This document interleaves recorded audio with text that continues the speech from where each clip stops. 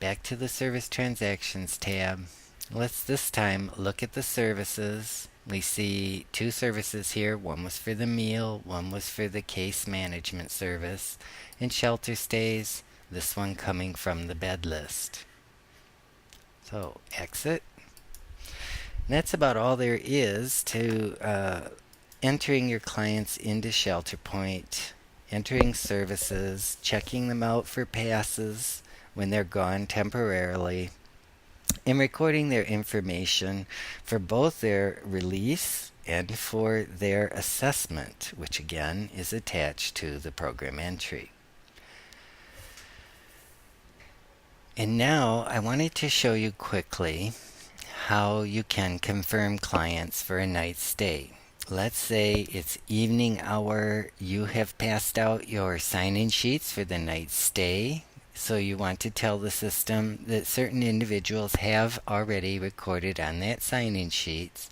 So we're going to update our confirmation list. We may do this as many times in the day that we need to. I'm going to click on it.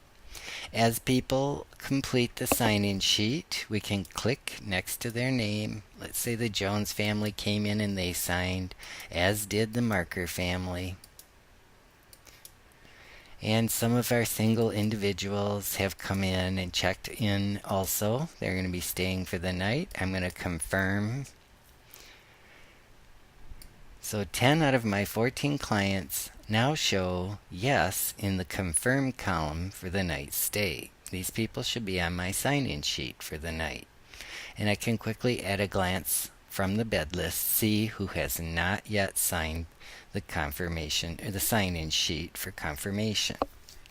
Again, I can update that as many times as I need to as people come in and check in or sign their name to my nightly sign-in sheet.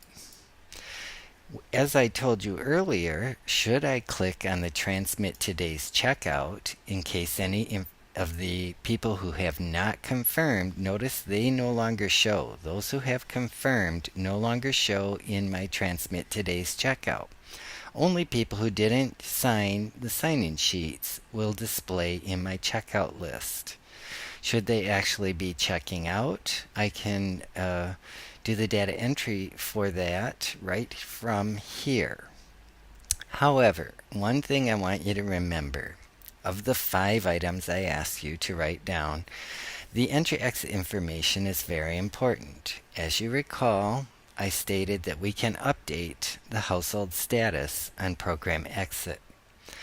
So let's pretend, let's see here, I'm going to select, let's say someone for my women's section. We'll use Brandy Wine. Let's pretend Brandy Wine is not going to sign the night's sign-in sheet because she's actually going to leave. The way I want to check her out is to first produce the program exit. So we should click on her name, scroll to the top, click on the Entry Exit tab, and to create a program exit from this screen, we simply click on the Edit pencil next to the blank Exit Date. That's going to open up the exit screen where we can create our program exit. It's also going to open up our assessment. It's the same one that we had attached to the program entry. Now if you're doing ESG, it's going to be the Michigan Basic, but if you're just doing the ESP TANF, you'll have that assessment attached here. The first step is to populate the exit, reason for leaving, and destination. We'll say she's going back to live with her family. Now, if this were a household, I could open the household data sharing button and update the housing status from there. But since Brandy's a single individual, I'm just going to scroll down the screen and change the housing status to stably housed. She expects to be staying with her family permanently, so I'm going to update the housing status. One more time, I'm going to leave the homeless button alone because I want this client to show in my collective homeless report for the year. It's up to the next agency that serves this client to change this if it's appropriate to do so in the future. Once I have updated her housing status, and on the program exit screen, should any other items have a change, now is the time to change them. If perhaps she got a job while she was staying with you, you would want to update her income and update the subassessment for the source of the income or the non-cash benefit. When you're all done editing this record, which is going to be stamped with the date of the exit, we save and exit. And when we come back to the entry exit screen, you now see a date of checkout, and you save and exit.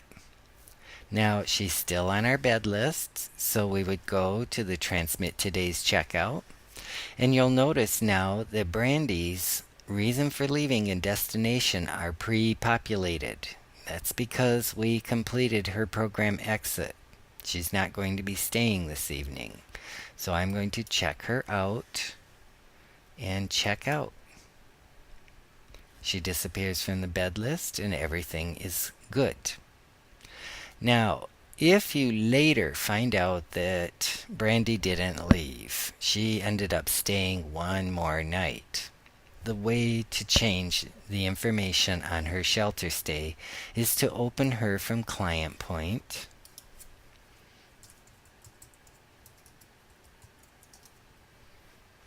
Open her record. And we're going to go to the Service Transaction tab. And we're just going to view her shelter stays for now. So let's say she didn't leave until the 27th. So I can open that record up, enter the correct exit date, and save and exit.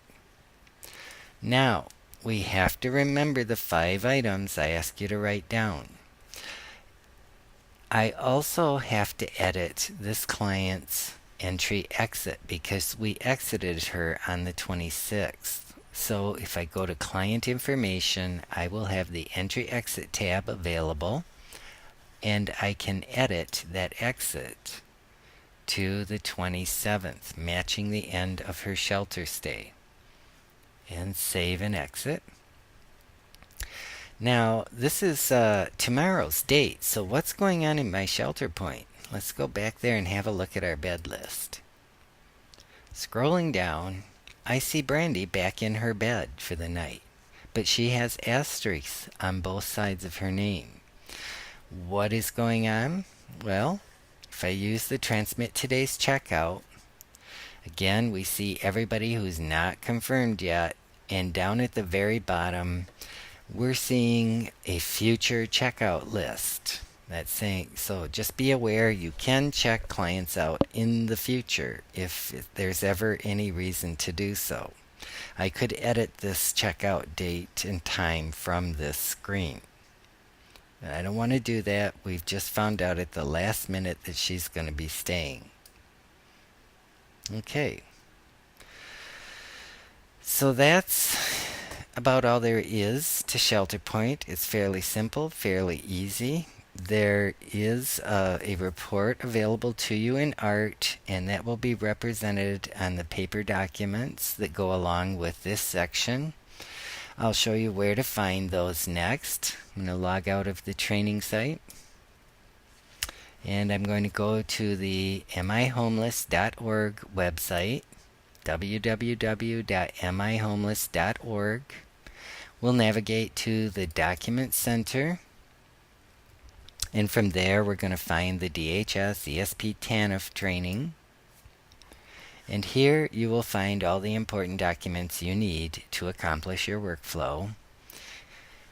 The first item, this is the workflow step by step on a paper document that you can print out and probably should have on your desk next to you as you enter client data. It will take you step by step on how to do it until you're comfortable. The next item down is how to run and download the ART reports. You do need an ART license in order to acquire these. So someone in your agency should be running this on a regular basis because this report shows you any data errors that are going on. Not all, but most are represented in this art report and will help you to keep your data correct. There's a document on correcting some of the most common data entry errors that people have been making. We have the document that shows you how to set your provider page up so that it can function properly with this workflow for this grant. And here we have the paper intake form. For those of you that are collecting your data on paper for later data entry, this paper form can be used for that. All of the questions are in the same order as the electronic form.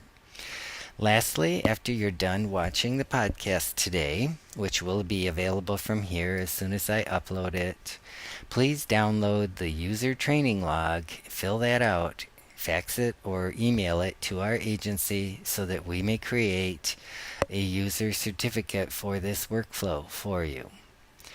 So that's all that there is to see about ShelterPoint and the DHS ESP TANF workflow. There will be a separate podcast for those of you who are doing motel or rent. And thank you very much for joining me today. Good day.